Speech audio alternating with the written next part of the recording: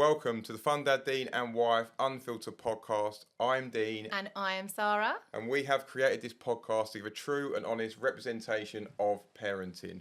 We don't hold anything back and we delve into the world of parenting, offering insights and support to help you navigate the joys, not many of them, and challenges of raising children. And today we have a very special guest joining us.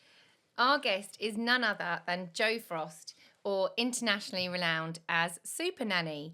So Jo is a highly respected parenting expert with decades of experience in helping families create harmonious homes. And we could really do with some help with that.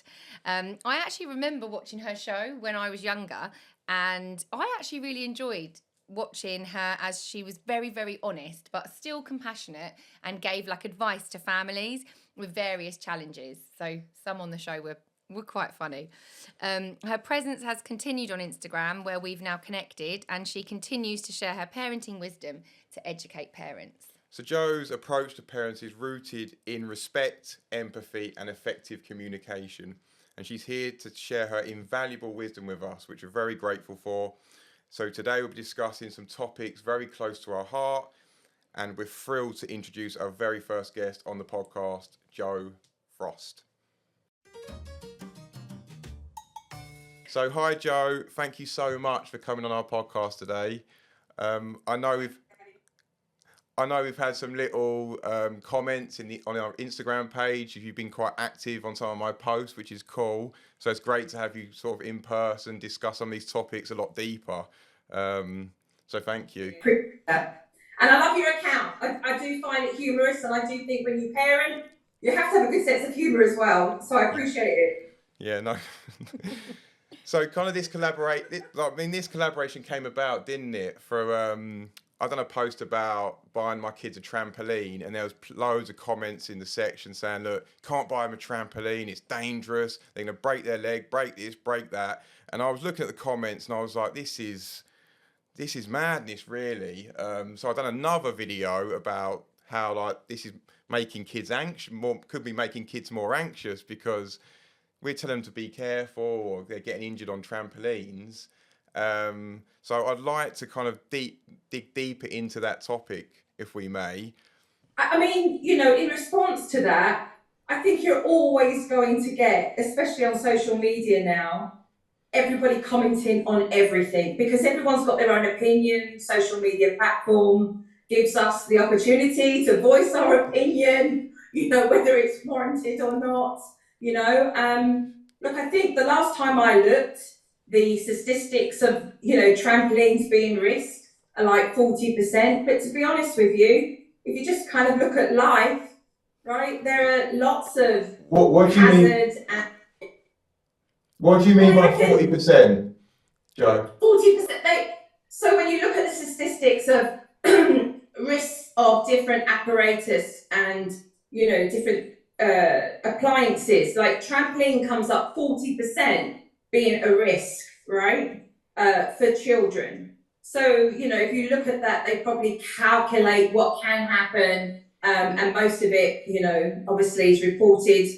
And so we get to, if we research, to make a decision based on one where we weigh that up. But I think as parents, we're doing that all the time. From the time our children are born, we're weighing up risk assessment because, the importance of having safe risk is in a controlled environment, right? In making sure that what our children are involved in is manageable, right? And I think that's what's most important, is to, number one, recognise that safe risks, right, are about activities that involve manageable dangers. They're in controlled environments. And then obviously with parental guidance, we are continuously doing that with our children, from safety proofing when they're babies, right, to when they become toddlers, and then, more mobile, like stairs,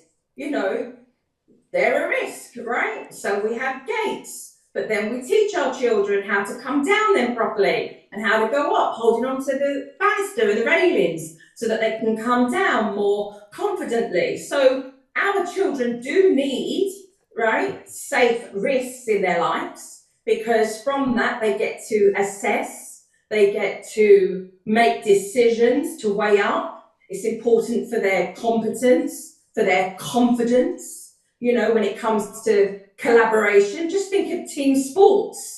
When your kids are playing team sports at 8, 9, 10, you know, teenagers. So, you know, somebody is always going to say something, and I think that depends on how they feel, right? But on some of those comments, there was a lot of people agreeing with them and loads of likes. So have we got like too risk averse? That was kind of my next point. But I think as well, when we bought the trampoline, we didn't go in blind thinking, oh, it's a completely non-dangerous piece of equipment. We know that it can have the potential, you know, to be dangerous. But as parents, we've taught the children, you know, right, when you go on it, there is a net around the outside of the trampoline. You don't climb on that. You close it. If you're in the trampoline, you put the zip down. When you're on the trampoline, it's like, you know, we had 6 kids over yesterday. There's not going to be 6 kids bouncing on that trampoline in our house. You know, we set a set of rules. So what you've said, Sarah, is, look, here's a piece of apparatus, right? And, you know, I want kids active, period, right? So the intention of you buying that and spending your money on a big trampoline, right, is for the kids to be more active. First and foremost, let's just talk about that, because kids need to be more active, because, you know, they're on the iPads, they're on the screens, they're not so mobile. But you're talking about, you had rules. You're like, hey, here are the rules. This has to go up. The zip has to go up. This is the net.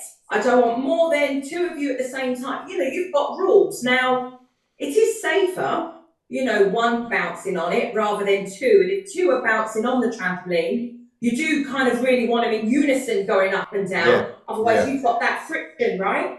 And our daughters do flips on them as well. So if one bounces, the other does a flip. I'm like, oh no, like no. If she's doing a flip, you just stand still while she's doing that kind of stuff. It's wonderful, because you're talking about, you know, you're helping them to enjoy it with some rules that create more safety within those parameters, and that is parenting. Here's the landscape. Here are the parameters. Here's what we make safe for you. Here are some of the rules. Now go and have had it and have some fun. You know, and we have to be able to do that. I think you're exactly right. There is definitely something about that we've always tried to instill in our kids, that I want them outside and I want them active. And I think the fact we have a caravan in Wales helps with that. It's very much outdoorsy. But also we tend to give the children quite a lot of freedom. Like, you know, at the park, and, you know, if I teach her how, my 5-year-old, I let her go across the top of the monkey bars because I've taught her how. You know, if she wants to run up the slide, some parents I see at the park going, don't run up the slide, you only go down it. But actually, for your core muscles, like running up the slide, I don't see a problem with that. Just don't run up it when someone else is coming down. Yeah, that's the rule.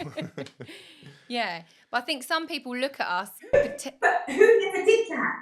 I know, exactly. I think potentially people look at us in the park, particularly with our youngest, who, like I said, so she's like a gymnast and she loves things like that. But I get these looks from parents as in like, well, you're letting your child do that. Or, you know, passive aggressively, the parents saying to my child when I'm in the park, oh, maybe you should get down.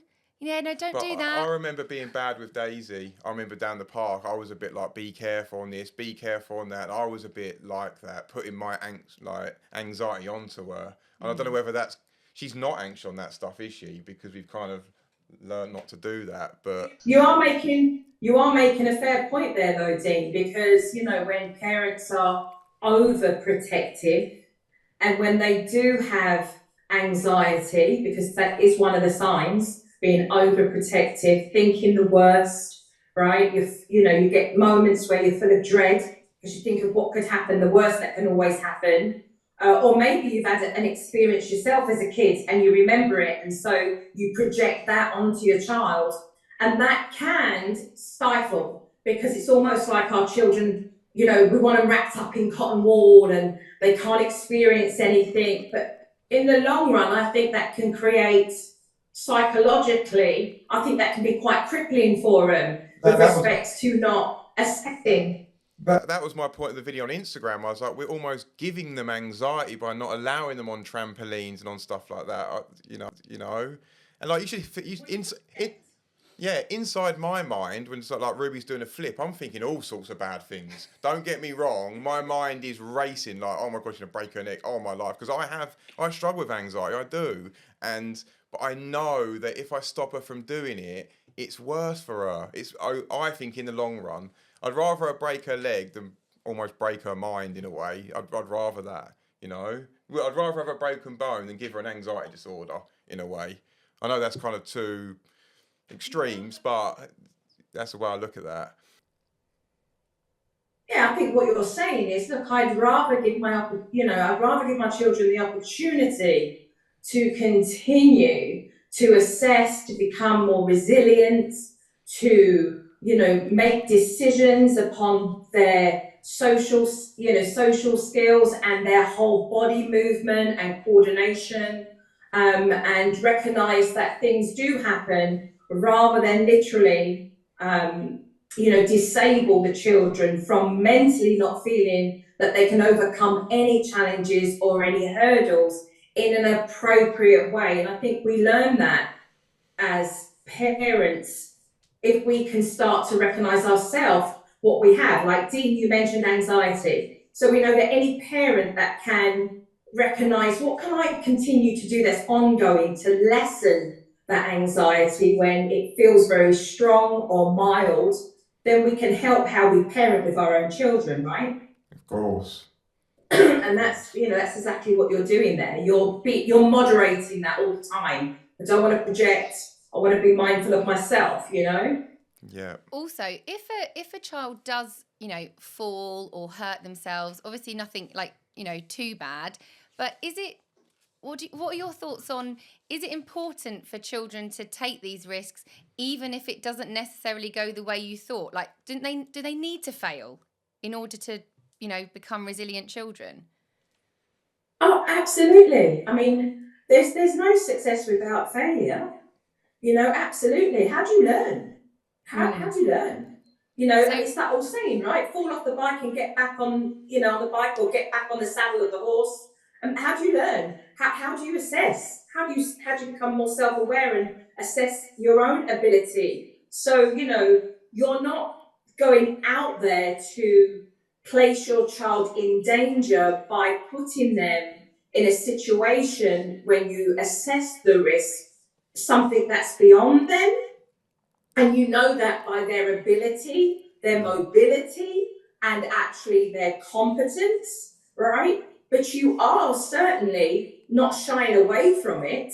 We want to protect the kids, but kids fall off of bikes and they hurt themselves, and we go over, make sure that they're okay. You okay, buddy? Let's have a look there. Let's wipe that off. You've got some gravel in that, and up we get a go, and up we go again. So I do feel that if you become a parent that reacts to everything, you're going to put your children off from trying anything, wanting to dabble in anything that allows them. No, I was going to say about Daisy quickly, because when Daisy used to fall off her bike when we were teaching her, she used to get up and boot the bike and storm off. I wonder where she got that from, Joe. She wasn't very resilient at that age, whereas maybe that was our parent, maybe I don't know. But Ruby would fall off the bike and we'd be like, get back on, and it would just be completely different, wouldn't it? And I think it is down to. I would say that's more a case of her being annoyed with herself. She's like annoyed that she's come off the bike and she's kicked the bike because she's annoyed. And also sometimes, how old was she then? 5. For about 5. She's ultra competitive, as am I. So that's another similarity we have. and maybe emotionally in her development, she started to become more self-aware and conscious of herself. So when she falls off, she's a little bit like, who saw me? A little bit, embarrassed. Oh, big time. That was it. Yeah, that was it. So something I really wanted to ask today, because I've witnessed Dean do this to more his mum, because he's a bit more polite to my mum. But Dean is obsessed and has been, I would say, for about 7 years now, about this phrase, be careful. So Dean gets quite, sorry, my mother-in-law, if you're listening, but Dean has got quite frustrated sometimes with the grandparents because we've been in a situation where perhaps we've been in a park and they're walking across a log, or perhaps I don't know, we've something been not very dangerous. Something basically, we don't perceive it as dangerous, or running. Something as simple as just the child is running, right? And we hear the grandparents say, "Be careful, be careful, be careful." They don't do it much now. Because Dean, I remember there one time in the park, you literally had to go, "Your mum, stop saying be careful. There's nothing to be careful about." Now, how do you think that comment in those situations, for anyone listening, could be rephrased? Or is it okay? I don't mind the word if it follows through with an instruction. Okay. Like, you know, be careful of those higher logs over there. Mind your step, you know, Yeah. or look out on the right, you'll see. So something that's more instructional, I think, is, you know, more important, and the children will listen. But also, I think it's the delivery in which that word is said that probably irritates Dean the most, you know, because it's very... It's one out of being scared. Yeah, anxious. It's an anxious kind of be careful. And I'm like... And be careful. Oh, don't fall. Be careful. Oh, mind that. And you're like, just the voice is making me panic. Just the voice, like, what? So... Because I used to do it when Daisy was growing up, when she was little. I know I did. And I'm quite passionate about not doing, because I was doing that definitely at the start. And I think she's got something from there. It's harmless, but I do think, just even if you are going to say that automatically, I would say maybe be more mindful of the tone in which you deliver it. Okay. And then give an instruction afterwards that helps, right? So do you think that would be a bit of advice for the in-laws and, you know, mum and in-laws. Okay, so is that harmless for the kids then, just saying be careful? It's not really causing many problems for them saying that. I don't want parents to panic about what they say. Okay. Right? Because if you do that, then they might go the other way and say nothing. Okay. So I would rather carers, co-parents, you know, guardians say, be careful and become more mindful of their tone when they're saying it, and to become more instructional. Because right now out there's all these scripts, and these scripts are making parents feel like, oh, I said it wrong. Or maybe I should have said that. And it's making parents even more now feel very conscious in an anxious way, again, of just talking to the children. And we encourage to talk to the children. Interestingly, so we've got a segment at the end where we're going to ask you some questions, Joe, because Dean asked his followers. Got a massive response on that, but a lot of questions I had to sift through. So they're very, very interested. Yeah, there are a lot of questions for you. But what was so interesting was I would say 25% of those questions were people asking about this gentle parenting, because I feel like that's been certainly as a teacher and as a mum of young children, it's a term that's been thrown around quite a lot, with, I think, not everybody necessarily fully understanding. I don't know, what are your thoughts? Like, can you explain, I don't know, what it is, or I'm not sure. Well, can anybody explain? Can anybody explain? I mean, really, can anybody explain? Because there's millions out there saying, well, that's not gentle parenting, and this is gentle parenting, and that is gentle parenting. You know, from what I've heard, gentle parenting seems like a rebrand of what I've been teaching for 4 decades. Yeah. You know, the importance of having empathy, you know, instilling respect with all family members, respecting your children, you know, listening, validating exactly the experience that they're having, you know, boundaries, understanding. That's all that I've been teaching for 4 decades. The only thing, right, that comes up in the literature about gentle parenting is to redirect and to collaborate. And if we've all been around children, we know that certain ages there is no collaboration, right? Sometimes as parents we have to guide and do what's best for them when they don't know what's best for them. Yeah. And my teachings are authoritative in many ways, because, you know, it's a two-way street. It's about understanding as a parent when we need to lead, and it's about understanding at the same time respecting our children and listening to what they're saying, even if afterwards it's like, I know this is really difficult for you right now, but this is a firm no. You know, I am sticking with the decision that I've made. And so this is the confusion, I think, for a lot of parents. And now we've got children. I mean, you wouldn't believe the consultation side of what I do. I've been doing gentle parenting, and my kids are more rude, and they're just, their behaviour, hell, it's like the last child saloon over here, you know, because parents have now, you know, gone into something that they're not upholding, and I think that's the danger. Yeah. Has it becomes like too permissive, gentle parenting? Sort of kind of the kids are basically setting the, so I think in my experience, I think it's about boundaries, and I think you can still have a parental approach, like you say, with boundaries. And I think sometimes actually there is a place for a child to just say no or stop, you are being dangerous, and they don't, I don't know. I suppose some videos out there. Sarah, we're all confused because it was marketed badly. Let's face it, right? Let's face it. It was marketed really badly.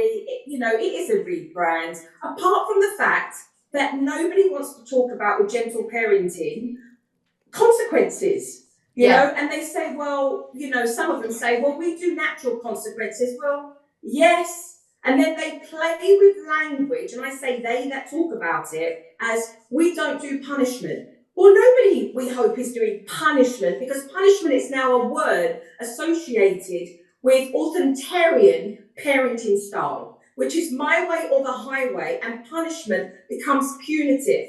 And if we're going to go any further,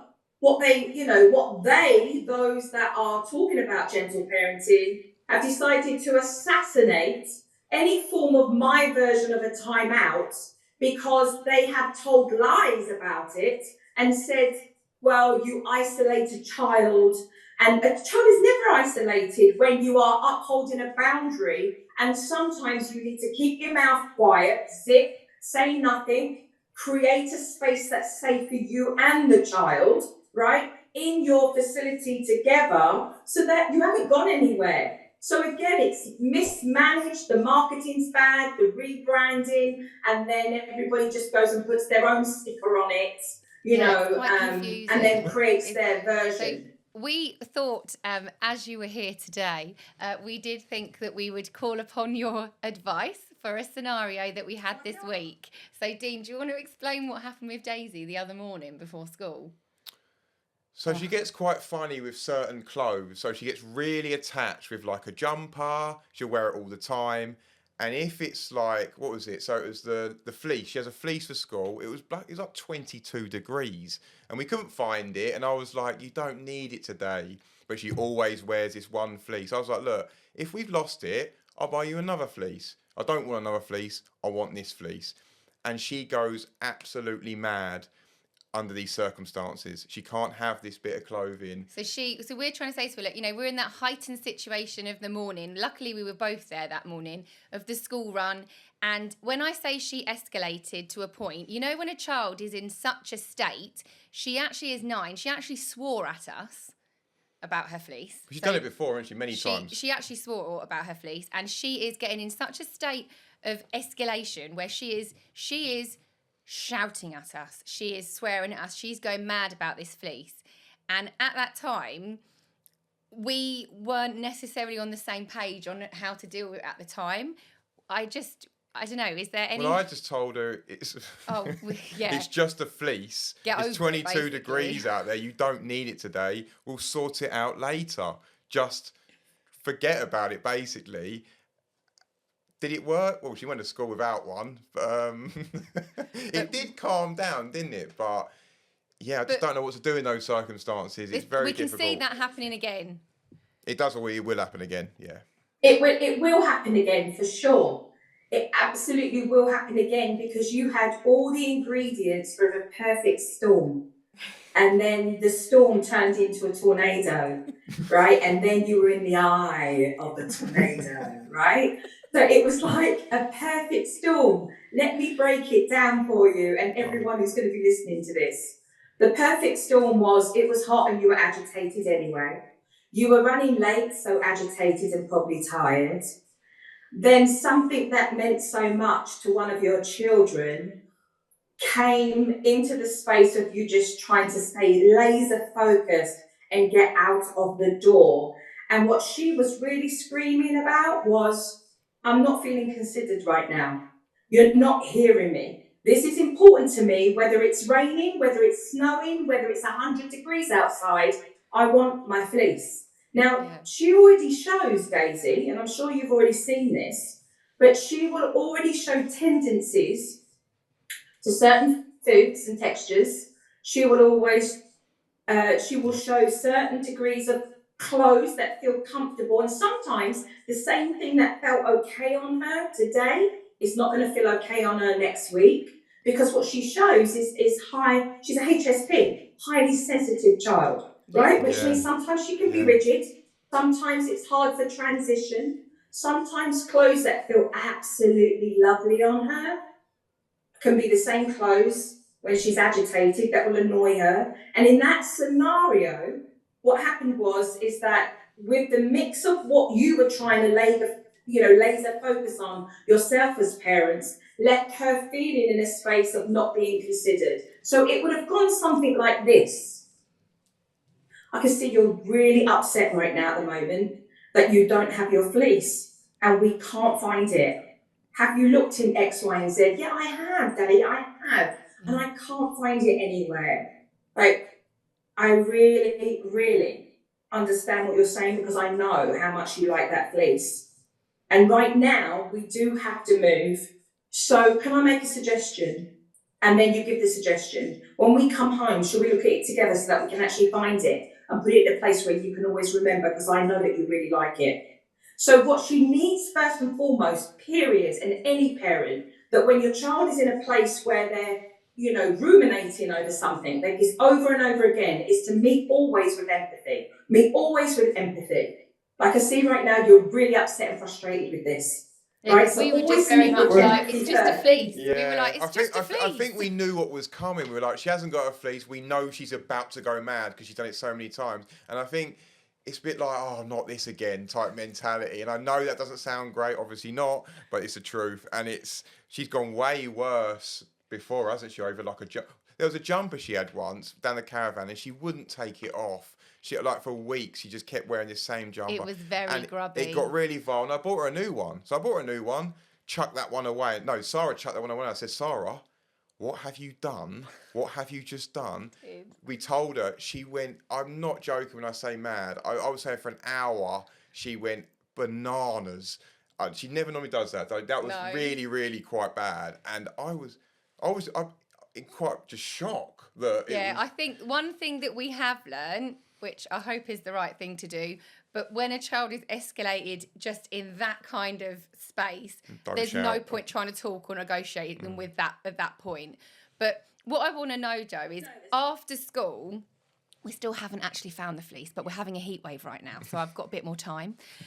But I want to know, so obviously that morning, she was swearing at us. She was very angry at us and she was shouting at us.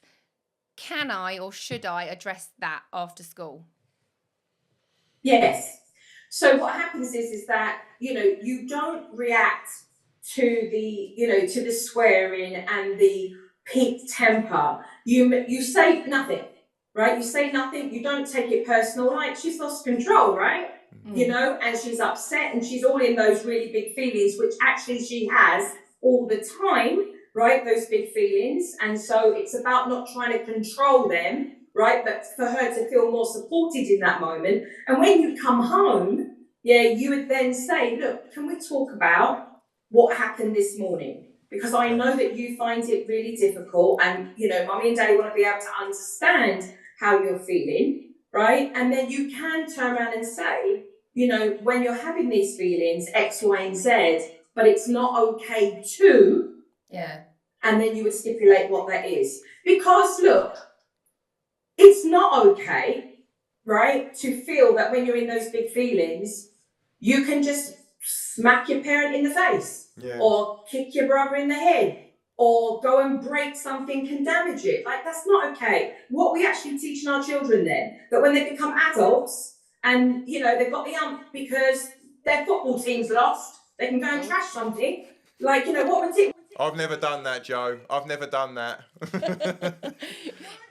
He has been known to throw the old golf club on a golf course, though. When West Ham lose, I don't lose my temper at all. No, yeah, completely on board with that. And you, to be fair, you do that with Daisy.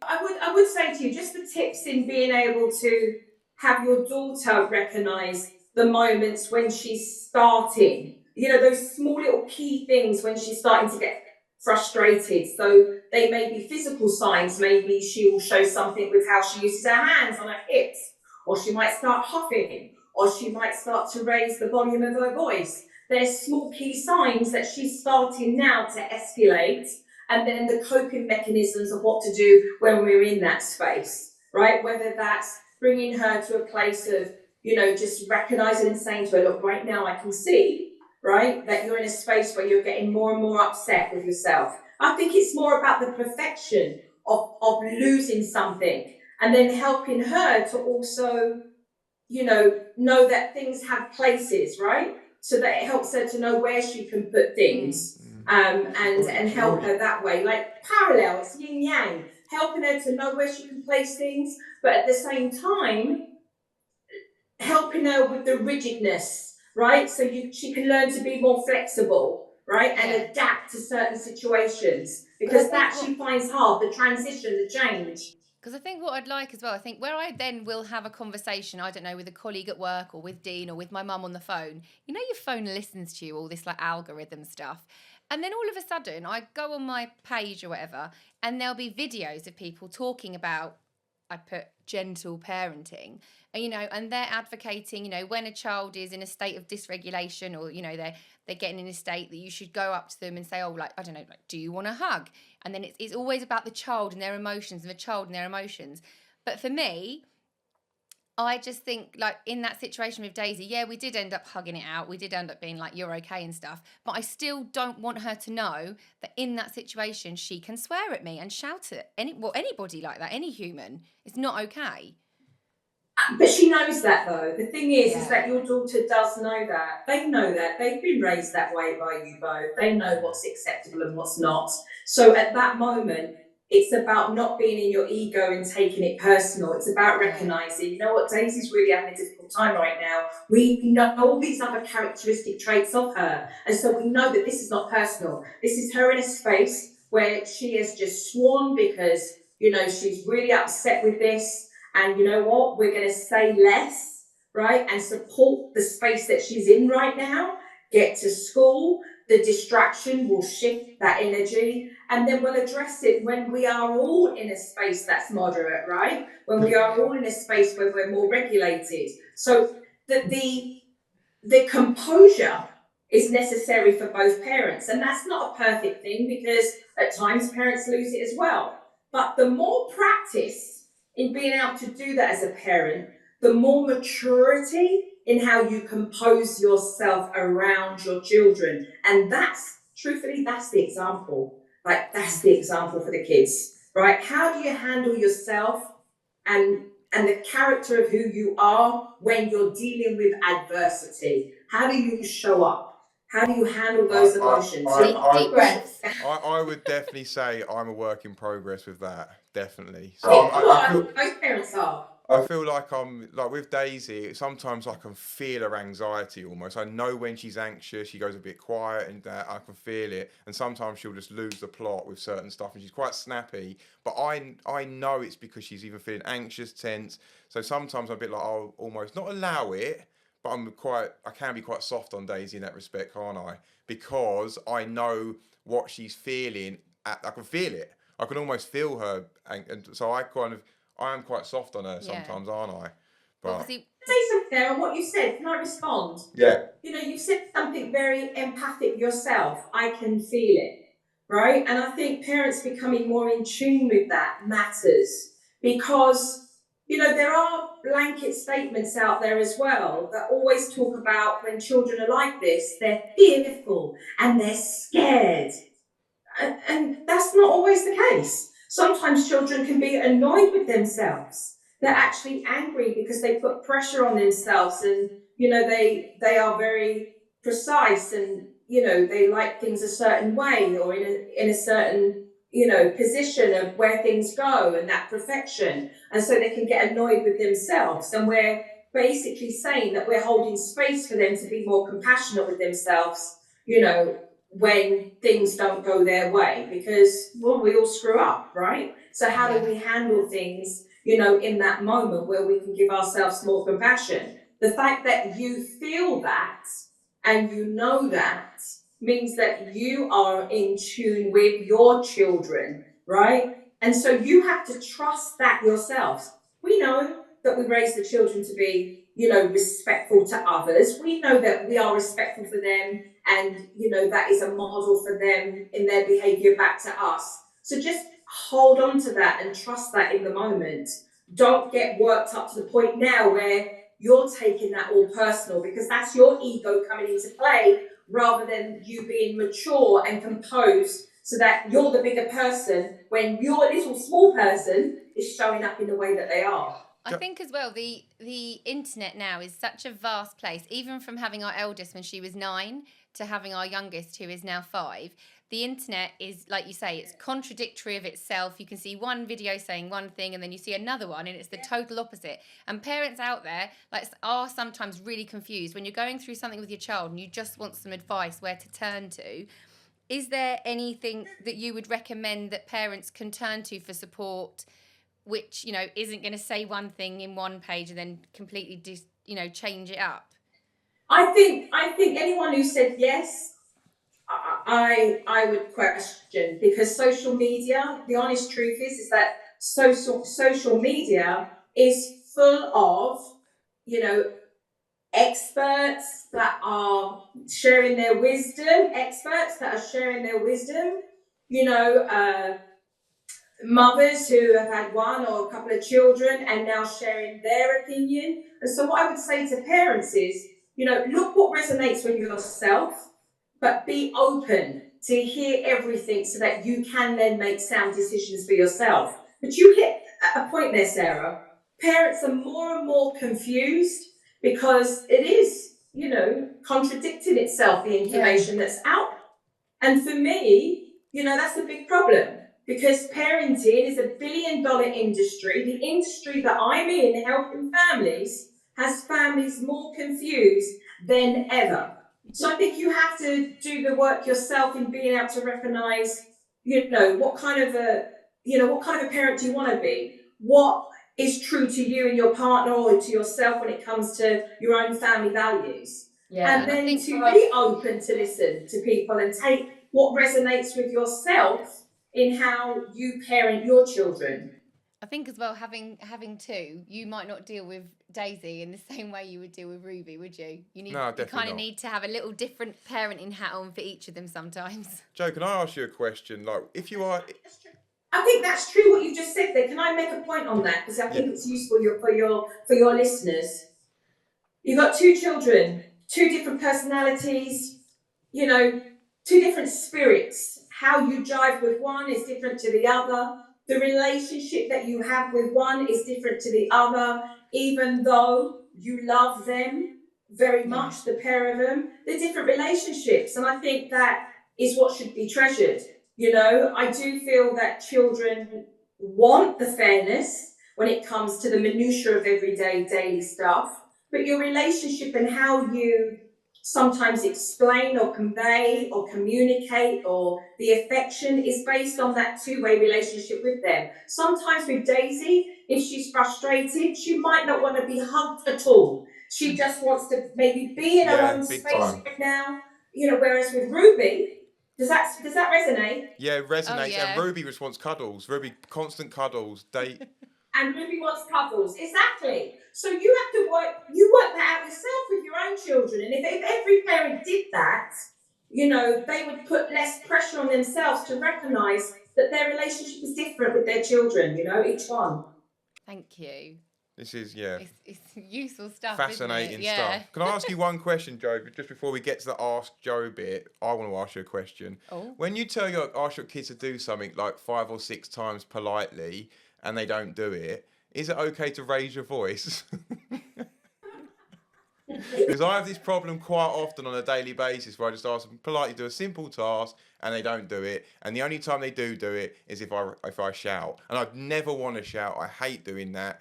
But it's sometimes the only time they will respond and do anything. I would say, if you were in my practice, no, because what you've done is you've created now bad habits. So for brushing up those communication skills of actually being face to face really matters. A lot of parents will holler out from one room to the next and give their kids instructions. And I say, if we're going to pull it back to basics to then improve on those communication skills, it is about being face to face and then recognizing maybe they're doing something in the moment. So you might say, look, in 10 minutes time, okay, that has to stop because I do want you to move forward now and get done with X, Y, and Z. And you would say that face to face, and you would say it, as in your conversational voice, in your conversational tone, with giving instructions. What happened is that it was either through walls or a different tone, it got ignored, they prioritized something else, they were head focused, and they learned only to do it when you kind of made them jump. Like, better do it now. That's raised his voice. Yeah, that's what's happened. That becomes the baseline then, Dean. You can untangle it, but you've got to go back to basics again to then maneuver forward. There you go. Yeah, I'm learning a lot here, to be honest And with you. Sarah, it works on husbands too. Yeah. I'll give it a try. So, Dean did some kind of a video. We'll say about your video because not everyone might have seen it. Your story for the Ask Joe. Yeah, so I asked our followers to ask you some questions during this podcast, and we got a lot of questions. So I've tried to sift through them, and we've got 4 to ask you. So, how do you get a strong-willed child who doesn't care about consequences to care? Which I thought was quite a interesting question. It is an interesting question because most parents think about taking away stuff. Right, my child's not listening. I took away the iPad. They're grounded for the weekend. I took away everything. Take it away. And I say this, if you take everything away, then you kind of have a child in what I call lifer mentality. It's like, if you're doing a stretch, right, and you're in there for life, you don't really care, do you? What's the point? Right, you're in there for life, right? That's the mentality. So you keep taking away, right? They don't care. So what are you putting in? Like, what are you putting in? If a child is strong-willed and you're looking at the characteristics of that child, are you too controlling yourself? Are there any choices that you're giving the child? Are there suggestions that allow you to collaborate with your child so that you can move from point A to B, right? If it's a hard line and the child has no say in anything, then it's really, it's authoritarian in many ways because it's one dictation to the next. And there's no wiggle room for a child just to thrive and breathe and just be themselves. And that can be met with resistance. So when you're met upon a child who's very strong-willed, which is a good thing, right? Strong-willed character, they're strong in their character. Where's the bend? Where's the moments? I'll give you an example. Like, you want your child to eat some fruit. You say, you can have an orange or a banana. And they see an apple there. And they go, I want the apple. And you go, no, I said you can have an orange or a banana. I want the apple. Let them have the apple. It's fruit. I've seen you do that. Yeah, only because our kids like golden kiwis and strawberries and blue, and they're so bloody expensive these days, aren't they? I'm like thinking to them, no, can you have the? Don't get me started on food and everything else. No, I know. All right, this one I'm really interested to hear, and I'm sorry if I don't know if you can share it, or perhaps maybe some people might have already seen it on your show, but. What is the worst thing you've ever seen a child do? Can we ask that? You mean? Just, I don't know, but this is the question in Dean's stories. It was a question that someone put forward. What is the worst thing you've seen a child do? I think it's really when children hurt themselves. Oh, okay. You know, when you see children hurt themselves in circumstances, you know, that they have felt that they've had no control. You know, that's really difficult. You know, Okay. It's tough because you can see that a child's spirit is all but being broken in the way that they're being raised, and you know that's a tough journey because that comes from, you know, recognizing generational trauma for those parents, and you have to weigh up what you wear and what you don't. You know, the importance of integrity when helping families matters. It's well documented out there that, you know, as somebody that does the work that I do, you know, you have a care of duty. And so there are times when children have been in circumstances where I've gone in and I've carried the child out and called social services, you know, so that's difficult as well. But on the shows, I mean, you know, I think people have seen that those that feel maybe threatened of my presence, or those that, you know, are in pain and they're hurting, will lash out and become very aggressive. So,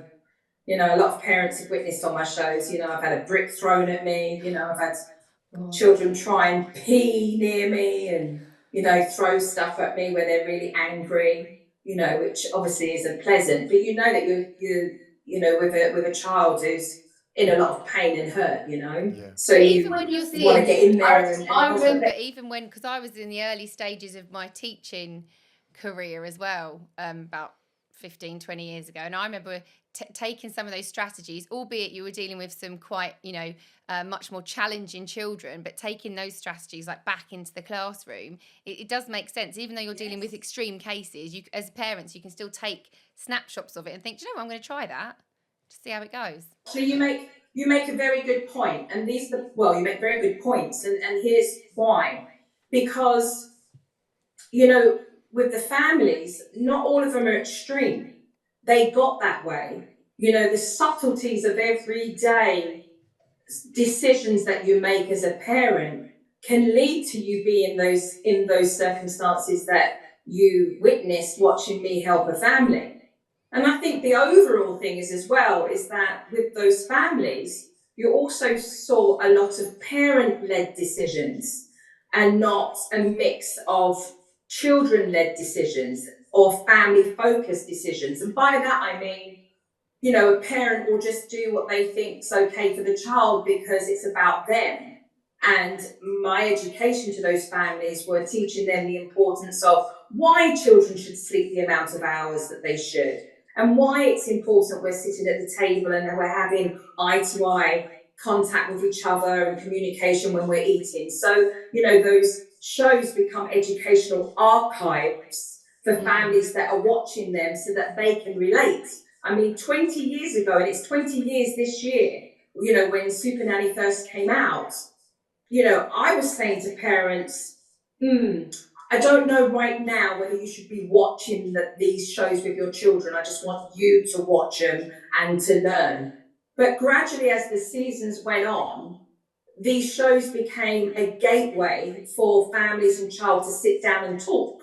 And now I have emails from as young as 13 and, you know, 15-year-olds, 18-year-olds saying, oh, you know, we watch your shows and we've learned about ourselves as teenagers, you know, and about our parents as well. And I think that's quite fascinating. So, you know, there is much that you can learn about the principles, the foundations of what you can apply just in life, whether you have kids or you don't have kids. And, you know, psychiatrists, psychologists, teachers, social workers, you know, always, you know, writing to tell me about that. The shows are used in universities, they're used in colleges, because they're insightful and educational, you know, for families to be able to learn about child development and their own parental, you know, rearing of their children, right? Raising of their children. So, you know, it's, I think, always an honour to be able to help families and for them to trust me to be able to do that. Oh, that's so lovely, isn't it? Because I know I'm not the same, but obviously being a teacher it is super duper rewarding, and you can see that sometimes as well, can't you? Yeah, definitely. We've got a bit of a silly question for the last one. Dean, you can go for that So one. we're not doing... Dean can do it. Go for it. What do you think? Team Bluey or Team Pepper?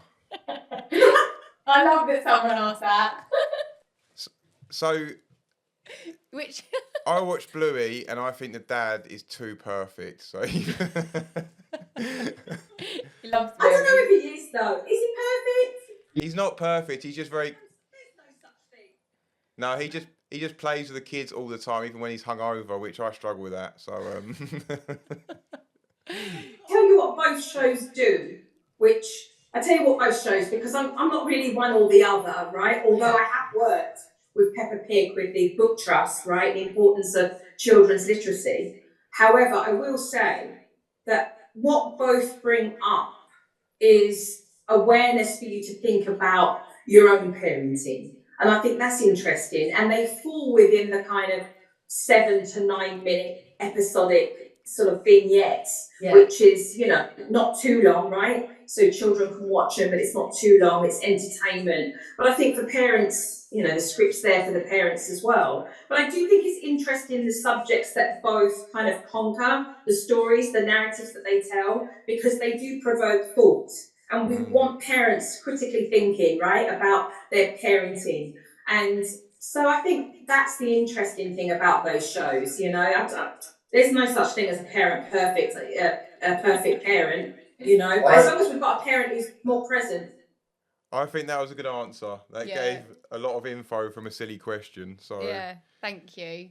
Well, we are running out of time today, Joe, but I just really want to thank you for coming on from both of us as well. I've learned a ton just from that. I really have. Thank you guys for your account, because I do think it's really important, and I said this in the beginning. You have to be able to talk about the things that really feel like a pain in the arse at times, right? And the things that are challenging and difficult, and the things that are rewarding as well. And you come with that kind of mixed bag, right? Of the moments when it's, difficult, and moments when you're having a lot of fun. You're realists, right? You're not delusional. You're realists about the reality of it and where you're both at. And I think you're forever growing as parents anyway, and evolving as your family is as well. And that's what parents need. They need the truth, the honesty of what that is. And sometimes, as human beings having an account, sometimes it lands and sometimes it doesn't, how you feel. But quite frankly, you're not looking for validation. You're just saying, hey, here's my story and this is how I feel. Can you relate? Yeah, that's pretty much it. Yeah. And the main thing I think that we get from a lot of parents is, like social media, it's quite easy to just show the perfect bits. And actually, if you're a mum or a dad or whoever, and you're at home and you're a parent or you're a guardian and you're struggling at home, and then you're going online and you're just saying, oh, everyone else finds it so easy. Everyone else's kids sleep. Everyone else's kids eat. I think Dean made a video once where like the baby even like poos out roses. Life isn't like that. So those accounts work because people like to watch that as well. So there's a mix. People like the truth and people like pretending that's the truth. You know what I mean? Yeah. So that's why they kind of work. I also think, at the end of the day, if you don't really get it, then it's wasted on you anyway. If you don't get it, if you don't get it, you don't get it, right? Because anyone who is raising children or is around children, understands the up and down of that. At the end of the day, you love your kids, and I want parents. That old saying where parents say, "Oh, I would die for my kids." I want parents to live for their kids as well, and to recognise that. In a way, imperfection is perfection, right? As long as you're trying your best, that's what I say. And sometimes I'm apologising to my kids. Oh, mummy didn't handle that right. I'm sorry. I didn't. But at the end of the day, all we can try is our best. No. Sometimes your best just isn't enough. In other words, you tried your best, but you know what? It's still the situation that it is. And that's okay. And parents need to be okay with that. Instead of, you can't make all your kids happy all of the time. No. Like trying to reach these unattainable, untangible quests just set you up for misery, you know. Whereas being realistic about that and recognizing, I do think it's an absolute honor and a privilege to raise human beings in this world. And I do think that children are spiritual teachers. If we felt that we knew ourselves, there is nothing better than a child mirroring back exactly what we need to learn more, right? And that's what we get with kids. Oh, well. I think that's a perfect place to leave it. Oh, that is. Thank you, Joe. And we really appreciate your time today. Thank you so much. Thanks, Joe. Well, thank you. Thank you for facilitating this. I appreciate it. Thank you.